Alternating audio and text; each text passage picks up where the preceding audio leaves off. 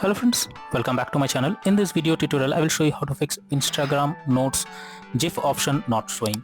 So when you go to the Instagram app and click on your profile icon, then you will get a GIF option over here. So many users are not able to see the GIF option over here and they were complaining that they were not able to get the GIF option. So if you are also into the same situation and looking for fixes and looking how to resolve it, then just follow the methods discussed in this video. So the very first method is to restart your device once. So for that, click on the power off button and simply select restart. So this will restart your phone. Once your phone restarts, now launch Instagram app and then check if it's showing or not. If not, then you should force stop Instagram app. For that, click and hold the icon over here. Now click on app info. After that, click on force stop and then click on force stop option. So this will force stop your Instagram app. After that, open the app and check if the GIF option is showing or not. If not, you should clear the cache of the app. For that, click on storage uses and then click on clear cache option.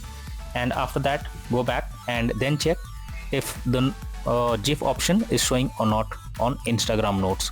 If this also doesn't resolve the problem, you should check if the app needs any kind of update. For that, go to Google Play Store. Here you have to check if the app needs any kind of update. So open the app and here you should check if any update is available. If yes, click on the update option and wait for some time. After updating the app, you have to open it and after that check if the GIF option is showing here or not. If you cannot find the GIF option, then simply go to the settings and here you have to click on help option. After that, click on report a problem. Click on a report problem and now here you have to explain the issue you are coming across. If you have a screenshot, you can also attach it and after that click on the send option.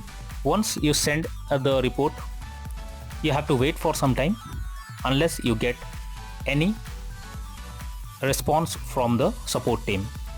So I hope you like this video. Thank you.